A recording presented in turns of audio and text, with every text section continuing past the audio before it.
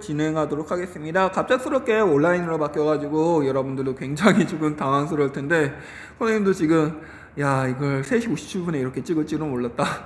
네, 아무튼 여러분들 수업을 이제 또 진행할 텐데요. 교과서 19페이지입니다. 지난 시간에 어제죠. 성주가 수립한 자료, 경민이가 수립한 자료, 찬용이가 수립한 자료에서 핵심적으로 이게 무슨 관점이 들어가는지를 여러분들 살펴봤어요. 성주가 수립한 자료는 지금 맨 처음에 시간적 관점, 그리고 사회적 관점이 들어갔죠. 시간적 관점, 삼국시대, 통일신라시대, 고려시대, 시대별로 왜 묘지를 만드는지, 그 관련돼서 묘지를 어떻게 만드는지 그런 내용들이 있었고, 사회적으로 지금 장묘법이라고 하는 법의 개정을 통해 가지고 제도의 변화를 통해 가지고 당시 이러한 추모공원의 입지 선정을 둘러싼 갈등은 관련돼서 해결하려는 관점이죠. 이해돼요, 여러분들? 이거 구분할 수 있어야 돼요. 네, 구분할 수 있어야 됩니다. 경민이가 수립한 자료를 보면요, 지금 전체적으로 쭉 보면은 심한 갈등을 빚고 있다. 그리고 추모공원을 반대하는 거죠. 추모공원에 대해서 반대하고 있으면서 지금 추모공원 운영이 타당하지 않다 그러면서 가치 판단과 관련된 내용들이 들어가 있습니다. 그래서 이걸 윤리적 관점. 그리고 찬용이가 수립한 자료 관련돼서는 쭉 읽어보면 주로 마을로 변신했다 그러면서 마을 전체 공간을 강조하고 있죠. 그래서 공간적 관점. 이거 구분할 수 있어야 돼요, 여러분들. 제발요. 네, 구분할 수 있어야 되고요. 다음, 창의융합 활동하기 통합적 관점으로 기후사연화를 살펴본다면 이라고 되어 있습니다. 20페이지 넘겨볼게요. 20페이지. 거기 보면은 여러분들 지금 이것도 구분할 수 있어야 됩니다. 요즘에 이제 우크라이나와 러시아의 다툼이 굉장히 벌어지고 있죠. 우크라이나와 러시아의 관점. 우크라이나와 러시아의 다툼은 왜 우크라이나와 러시아가 예전부터 어떻게 싸웠나? 러시아가 왜 안 나오냐 이거? 나온다. 러시아가 쉬우자. 러시아가 언제부터 싸우기 시작했는지, 그거는 시간적 관점이죠. 그리고 우크라이나와 러시아의 지정학적 관점, 즉 지리적으로 어떻게 연결되어 있는지 그런 것들을 살펴보는 것은 여러분들 공간적 관점. 그리고 우크라이나와 러시아의 통치제도, 그런 것들을 살펴보는 것이 사회적 관점. 그리고 러시아가 우크라이나를 공격하는 것이 바람직한 것인가? 라고 보는 것, 가치 판단이 들어가는 것은 윤리적 관점이라고 볼 수 있겠죠. 그런데 이걸 하나만 보는 것이 아니라 4개를 모두 다 살펴보는 것이 우리는 통합적 관점이라고 이야기했습니다. 이것도 마찬가지예요. 남태평양에 있는 키리바시, 투발루 등의 섬나라는 기후변화에 따른 해수면 상승으로 국토가 바닷물에 잠길 위기에 처했다라고 되어 있습니다. 기후변화의 원인은 무엇일까? 그러면서 기후변화를 시간적으로 이렇게 쭉 살펴보고 있는 건 무슨 관점? 시간적 관점. 1890년부터 2015년까지 기후변화에서 이산화탄소의 평균 농도가 증가해서 지금 여기가 가라앉고 있다 라고 보는 것은 시간적 관점. 해수면 상승으로 국토가 바닷물에 잠길 위기에 처해있다. 기후변화가 다른 지역에 어떤 영향을 미쳤을까? 라고 하면서 다른 지역에 빙하의 후퇴, 해빙, 그 다음에 알레 영구 동토가 녹기 시작했다. 그런 부분들을 살펴보는 것이 공간적 관점. 그리고 파리 협정 같은 걸 체결해서 막으려고 사회가 노력을 하고 있던 걸 살펴보는 것, 사회적 관점이라고 있어요. 사회적 관점은 다시 얘기하지만 사회제도, 규범, 이런 걸 통해서 해결하려고 보는 관점이라고 볼 수 있고요. 4번째, 선진국들의 다양한 대처를 요구하고 있다. 왜 선진국들이 남태평양 섬나라의 피해를 책임져야 할까? 라고 돼 있어서 이런 부분에 온실가스를 많이 배출하는 것이 선진국이다. 그런데 이에 대해서 선진국들 확실하게 뭐 선진국이 지금 뭐 이걸 책임져야 되는 것이 바람직한 건지 바람직하지 않은 건지 그런 것들을 판단 내리는 것 윤리적 관점이라고 볼 수 있죠. 이게 여러분들 각각 구분해서 확실하게 기억을 좀 해주면 좋지 않을까 생각이 듭니다. 그랬고요. 다음 설명은 좀 여러분들에게 과제 안내를 좀 하도록 할 텐데요. 과제는요. 잘 보세요. 이거 5번. 그리고 이거 자료 1번. 이겁니다. 과제인데요. 선생님이 지난 시간에 과제 관련돼서 어떻게 하라고 이야기했던 것 같아요. 과제는요. 잠깐만요. 여기서 쓰면 안 되는구나. cd3854 골뱅이 네이트.com cd3854입니다. 소문자 영어 cd 숫자 3854 골뱅이 네이트.com이에요. 여기로 지금 여기 5번 문제 있죠. 자료 해설을 고려하여 기후변화 문제를 해결하기 위한 표를 만들어보자. 이거랑 1번 행복에 관한 명언들, 위 명언들 중 한 가지를 골라 그 속에 담긴 행복의 의미를 판고하고 그것을 참고하여 행복에 관한 나만의 명언을 만들어보자. 이 부분이요. 여러분들 타자로 쳐가지고요. 한글 파일에 선생님한테 한글 파일로 완성해서 선생님한테 이메일 주소로 보내도록 하세요. 이거 2개요. 2개. 일로. 언제까지? 이번 주 금요일까지. 이번 주 금요일까지 선생님한테 보내면 선생님이 그거 받아들여서 여러분들 생기부를 씁니다. 그런데 여러분들 만약에 자료, 과제 제출 안 하면 이 친구는 생기부가 필요 없구나 라고 생각하고 그냥 과제 제출 안 할 거예요.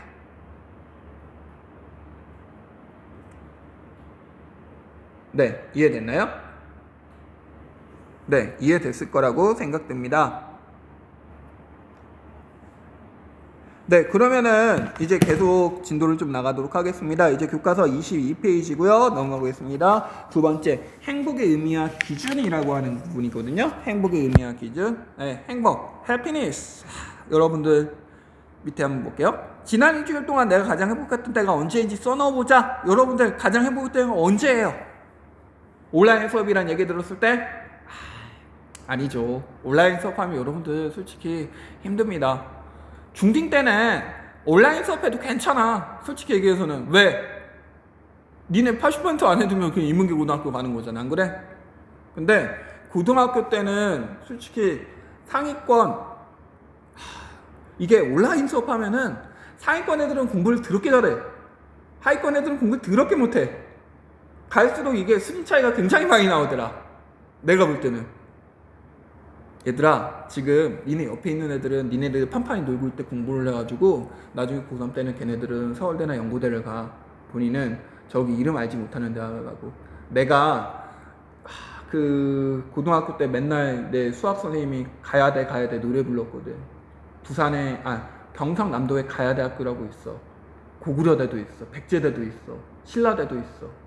조선대도 있고. 고려대는 가기 힘들죠.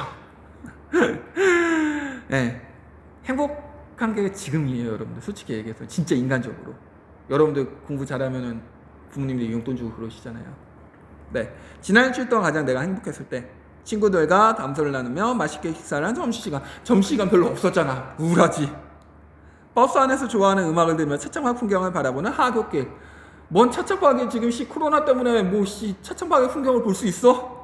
몇 달간 열심히 준비한 자격증 시험에 합격했다는 소식을 들었을 때 한국사 능력 검정 시험 자격증 괜찮습니다. 추천. 나머지 이거는 여러분들 한번 지금 작성을 한번 하면 좋을 것 같고요. 이제 행복에 관한 건데 행복하면 여러분들이 다양한 생각이 있을 겁니다. 한번 보도록 할 텐데요. 행복은 다양한 기준이 있다고 봐요.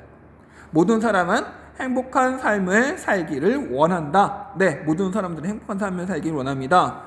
행복에 관한 명언들. 아까 23페이지 자료 1번 과제 내줬죠? 이번 주 금요일까지 과제 작성하라 그랬습니다. 기쁘게 일하고 해놓은 일을 기뻐하는 사람은 행복하다. 괴테. 기쁘게 일하는 사람이, 기쁘게 공부하는 사람이 있죠. 네. 와, 진짜 수학 잘하는 사람들은 기쁘게 공부를 하대. 수학 문제 푸는데 나는 수학 진짜 어려운데. 근데 수학 잘하는 사람들이 나처럼 역사 관련돼서 뭐 몇 년도에 뭐가 일어나고 몇 년도에 뭐 일어나고 그런 거 보면은 굉장히 신기하더라. 야, 너는 어떻게 그런 걸 외우냐고. 아무튼 그렇죠. 사람은 행복하기로 마음먹은 만큼 행복하다. 그렇죠. 행복하기로 마음먹으면 행복하죠. 여러분들. 나는 행복해 싫다다. 여러분들 지금 마음속으로 한번 해보세요. 온라인 수업 듣기 때문에 행복하다. 학교에서 지금 수업 들으면 졸려 죽겠는데 라는 생각할 수 있고요. 행복은 덕의 보상이 아니라 덕 그 자체이다. 좋은 말이죠. 스피노자는요, 맞나? 내가 지금 내일 지구가 멸망하더라도 나는 사과 한 그릇 심겠다 라고 얘기했던 사람이 스피노자 같아. 그리고 쇼펜하우, 우리들의 행복을 위해 도움이 되는 것은 의심할 바 없이 인간이 밖에 가지고 있는 것보다 안에 가지고 있는 것이다. 달라이 라마, 어떠한 순간 행복이나 불행을 느끼는 것은 우리가 상황을 어떻게 받아들이며 자신이 가진 것을 얼마나 만족하는 거에 달렸다. 모든 것은 그럼 마음먹기에 달렸다는 얘기 같지. 근데 이 얘기랑 그러면 이 달라이 라마의 얘기랑 링컨의 얘기가 좀 비슷하잖아. 그럼 봐봐. 다시 22페이지 넘어가서 이거 그냥 한번 쭉 읽어보면 돼요. 하지만 행복의 구체적인 기준은 지역적 여건과 시대적 상황에 따라 다르게 나타난다. 당연하죠. 건조 기후 지역에서는 여러분 생각해 봅시다. 사막이에요. 사막에서는 행복이란 게 뭘까요? 사막에서 여러분들 요즘에 라면 중에서 나는 왕뚜껑을 좋아했거든. 킹뚜껑이라는 라면도 나왔대. 킹뚜껑이라고 라면 게 굉장히 매운 라면이래. 근데 니네들이 이렇게 가다가 킹뚜껑 맛있네 그러면서 먹을 거 아니야. 매운 라면인데 뜨거워 그러면서. 근데 건조한 지역에서 사막한 곳에서 킹뚜껑을 줬어. 라면 먹으라 그래 봐. 야, 뭐 어떻게 먹냐. 건조 기후에서 라면이 중요한 게 아니야. 생존에 필요한 물이 중요한 거지. 가난한 지역에서는, 가난한 지역 생각해보세요. 여러분들 굉장히 여러분들이 어려운 삶입니다. 어려운 삶인데 뭐 여자친구를 사귀거나 여러분들 핵심을 건드렸죠. 여자친구를 사귀거나 여자친구 있어야 됩니다. 나중에 이성교제 잘하면 돼요. 대학 가서도 열심히 잘해도 되고요. 선생님 남중남고 나왔고요. 사범대학 갔는데 남자 4명, 여자 12명이라고 이야기했습니다. 여러분들도 인생이 바뀔 수 있어요. 물론 남중남고, 공대, 군대, 공장, 연구소 그런 친구들 있겠죠. 더 이상 자세한 거 하고요. 가난한 지역에서는 일정 수준의 물질적 안정을 갖추는 거 당연하죠. 가난한 지역은 일단 먹고 사는 게 가장 중요하기 때문에.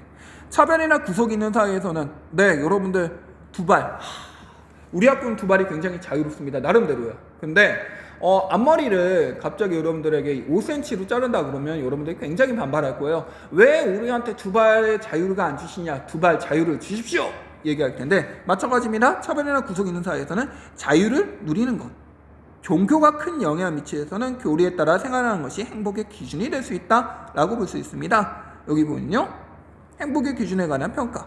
가지역, 내가 사는 지역에서는 내가 믿는 종교를 금지하고 있어. 사원 건축을 막고 많은 세금을 내게 하면서 다른 종교를 바꾸라고 해서 몹시 괴로워. 예를 들어서 우리가 이슬람에 대해서는 굉장히 지금 좀 많은 반감을 갖고 있죠. 근데 이슬람 종교는요 굉장히 이게 좀 괜찮은 종교입니다. 나름대로는요. 맨 처음에 이슬람에 대해서요, 한 손에는 칼을, 한 손에는 코란이란 말이 있었어요. 코란이 여러분들 이슬람 경전이거든요. 이슬람 경전을 믿지 않으면 죽어라 라는 얘기인데, 그거는 기독교에서 만든 겁니다.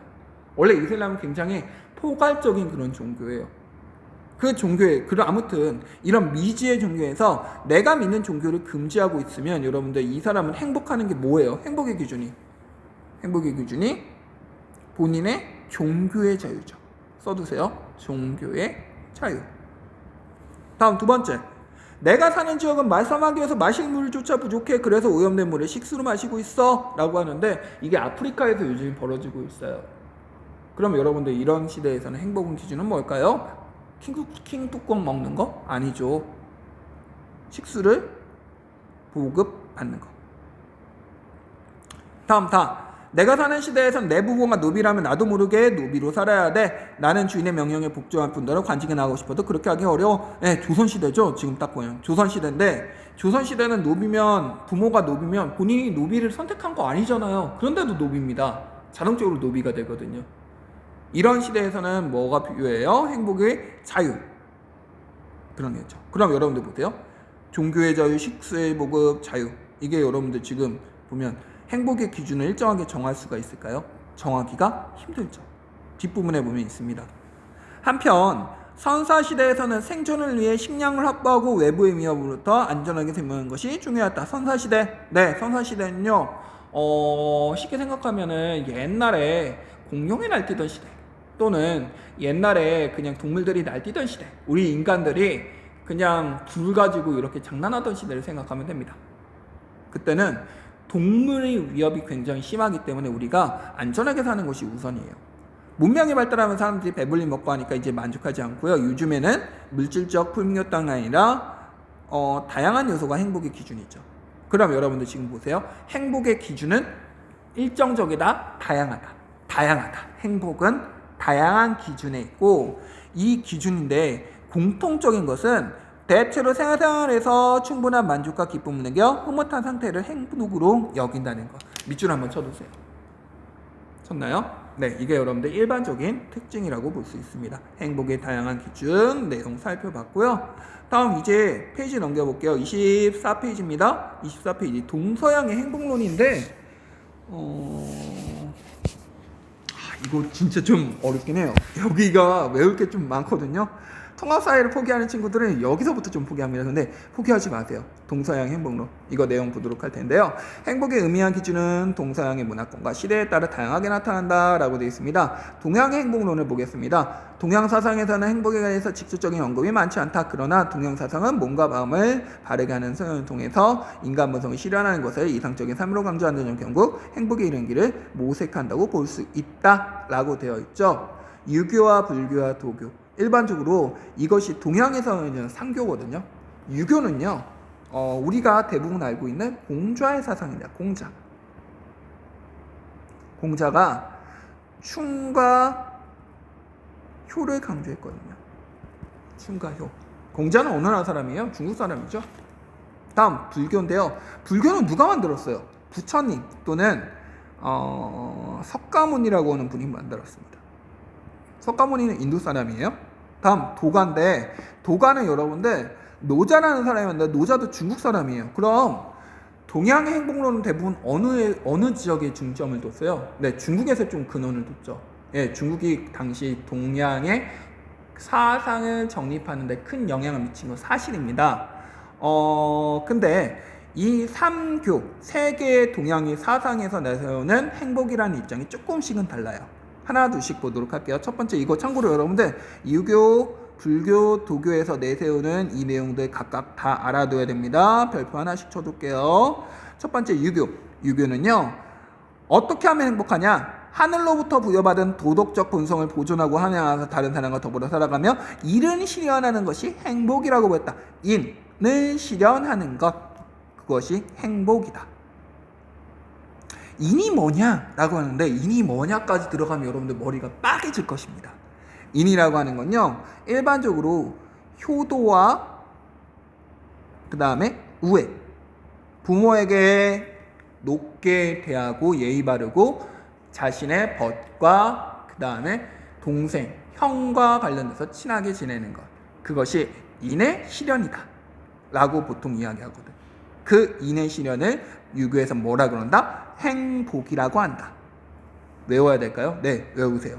인의 실현은 행복이라고 한다 라고 하면서 유교의 5가지 행복으로 오복이란 걸 듭니다. 수, 오래 사는 것. 유오도, 남에게 덕을 베푸기를 좋아하는 것. 부, 적절하고 적당한 부를 누리는 것. 고종명, 평안히 인종하는 것. 강령, 건강하고 편안한 것. 여러분들은 어떤 게 가장 중요한 것 같아요? 선생님은 수가 중요한 것 같습니다. 오래 살아야죠, 솔직히. 나 오래 사는 게 가장 좋은 것 같아. 벽에 똥칠할 때까지 살고 싶어, 솔직히 얘기해서는. 네. 아무튼 유교는 그렇고요. 불교 볼게요. 불교는요, 청정한 불성을 바탕으로 나라는 의식을 벗어버리고 수행과 고통을 받던 중 생을 실천하는 이 실천을 통해 해탈의 경지에 이르는 것. 해탈의 경지에 이르는 것을 행복이라 했다. 밑줄 한번 쳐두고요. 해탈의 경지에 이르는데, 불교는요, 윤회라는 사상을 굉장히 강조합니다. 윤회는 뭐냐?